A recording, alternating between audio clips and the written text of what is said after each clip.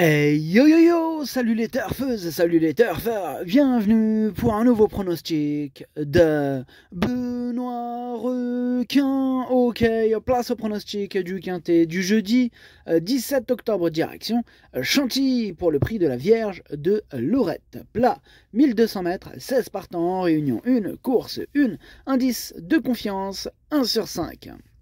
Petit retour sur le quintet de ce mardi. Dans mon pronostic, je vous ai donné le tiercé dans l'ordre en 5 chevaux. Ça fait plaisir. Et du coup, cette vidéo, j'attends avant l'arrivée du quintet de ce mercredi. Et je reviendrai dessus demain. Ok, c'est parti, on commence le pronostic. Et on commence avec le numéro 1, à Toudouberne. Et on écoute l'entraîneur Nicolas Collery. À Toudouberne, eh bien, c'est un bon engagement. Il faut oublier sa dernière course à Longchamp dans le grand handicap des Flyers. Il court un peu rapproché, il n'a que ça contre lui. Il est très bien et le lot me semble très creux. Sur ce qu'il a fait de mieux cette année, il devrait être une base solide dans ce quintet. Ouais, et il a bien résumé ce quintet. Il est creux, ce lot, c'est clair.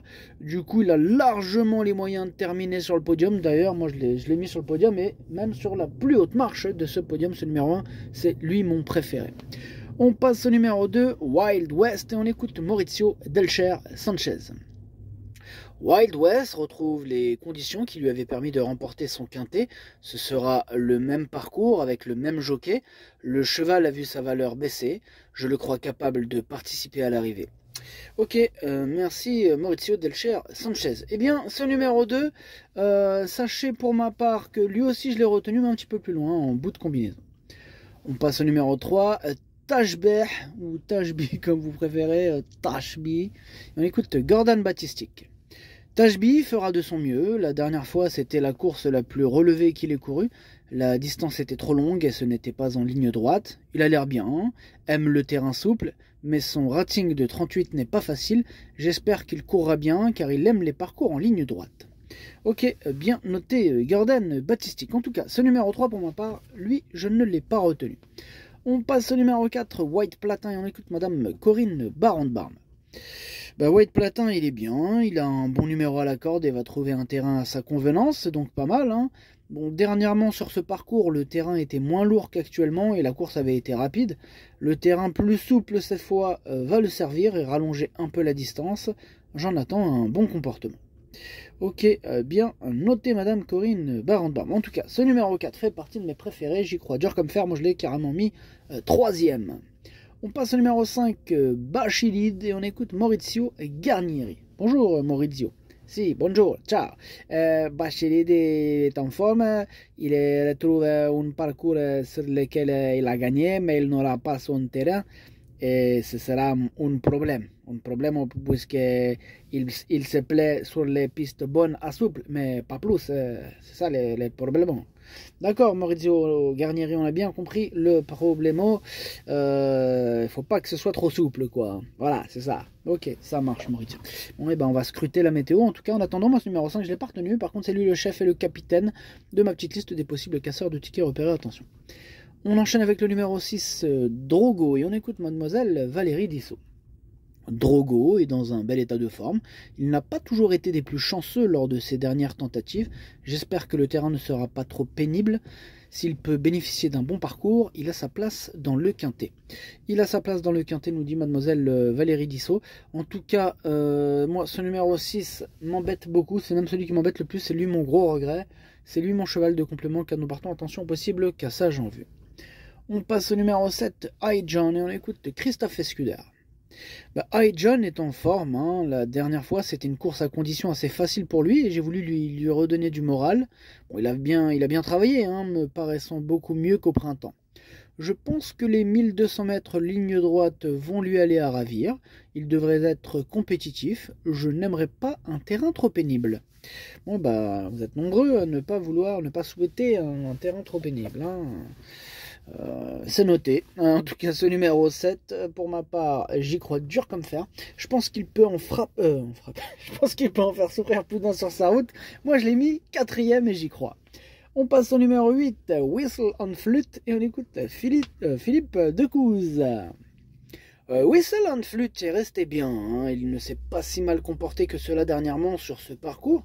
Bon, c'est un cheval qu'il faut un peu bluffer pour qu'il fasse sa valeur. Comment dirais-je, je n'ai pas de contre-indication avec lui. J'espère juste que le terrain ne sera pas trop défoncé. Tout sera un peu une question de parcours. Et un de plus qui veut pas du terrain lourd. Bon, en tout cas, ce numéro 8, lui je l'ai gardé. Lui, je pense qu'il peut frapper un grand coup, hein, ce jeudi, et je le mets 5e. On passe au numéro 9, Ciao Pa, Ciao Pa, et on écoute Cédric Boutin. Ciao Pa est revenu à une valeur qui doit lui permettre de défendre ses chances, hein, dans cette catégorie. Le point d'interrogation, c'est le terrain. Je ne suis pas certain qu'une piste trop pénible serve ses intérêts. On le saura après la course. Évidemment, Cédric, on le saura après la course. Lui aussi, je l'ai gardé, ce numéro 9. Lui aussi, il me plaît bien. Un petit peu plus loin, lui, je l'ai mis 6e. On passe au numéro 10. Hein. Vous restez avec nous, hein, Cédric. Vous nous présentez aussi Scarface. Hein. C'est bien ça. Hein. Oui, c'est bien ça. Scarface que je vous présente. C'est le numéro 10 et il est bien. Bon, cela paraît maintenant plus compliqué que pour Ciao Pa, mais il est en forme et adore cette piste. Je n'ai pas grand-chose contre sa candidature. Je pense qu'il va défendre ses chances et qu'une petite place à l'arrivée est envisageable.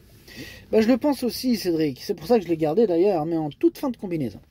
On enchaîne avec le numéro 11, Avril au Manoir, et on écoute Madame Sophie Lancelot. Avril au Manoir aurait été mieux en seconde épreuve, mais court toujours bien à Chantilly. Avec 53 kg dans un quintet, c'est toujours difficile. Hein.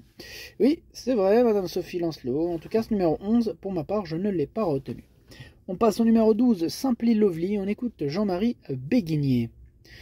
Simply Lovely reste sur une bonne sortie. Bon, dans l'ensemble, il est assez régulier. Il faut le cacher. Il faut le cacher car le nez au vent, il tire comme l'avant-dernière fois. Ce coup-ci, il est en première épreuve, mais comme il a montré qu'il était compétitif à la valeur qui est la sienne, il devrait normalement avoir une chance. Maintenant, le terrain souple ne le gêne pas, mais sur une piste lourde, il faut voir. Ok, bon, bien noté, merci Jean-Marie Béguinier. En tout cas, ce numéro 12, je ne l'ai pas retenu non plus, mais il est en plein milieu de ma petite liste des possibles troubles faits. On passe au numéro 13, Babassim, et on écoute Joey Gossens. Babassim, il a été un peu malade, mais il est revenu en bonne santé, là. Bon, il n'a pas retrouvé son top, mais il revient bien. Normalement, c'est son parcours et il aura son terrain. J'espère qu'il va faire une belle course.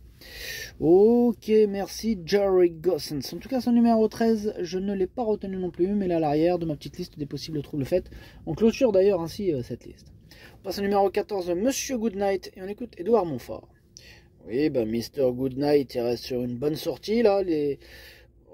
Comment dirais-je, les 100 mètres supplémentaires vont être à son avantage. Maintenant, cela risque d'être très souple, voire lourd. Je ne sais pas trop si cela sera à sa convenance, mais il a bien fait à cran dans un tel contexte l'avant-dernière fois. Comme il n'a qu'un petit poids et qu'il n'y a pas le choix des engagements, il faut tenter le coup. Évidemment, hein, qui ne tente rien n'a rien. En tout cas, ce numéro 14, je ne l'ai pas retenu, mais c'est un regret. C'est mon deuxième cheval de complément car nous partons en tension. On passe au numéro 15, King Rob, et on écoute Mathieu Boutin. King Rob, il est resté très fringant et attaque une période qui habituellement lui réussit bien. Les terrains lourds sont à son goût, il connaît le parcours de Chantilly. Les 51 kilos ne seront pas pour le défavoriser, bien sûr. Ok, merci Mathieu Boutin. En tout cas, ce numéro 15, lui je l'ai gardé très haut. Hein. Je pense même qu'il peut remporter ce quintet. Moi je l'ai mis deuxième. Et on termine avec le numéro 16, Cannes, et on écoute mademoiselle Carla. Oui, on vous écoute, hein, mademoiselle Carla. Oui, alors Cannes, il a contre-performé plusieurs fois cette année sans trop d'excuses. Hein. Bon, il n'a pas trop mal travaillé samedi dernier. Là, sa valeur a été revue à la baisse. Hein. De là, la baisse.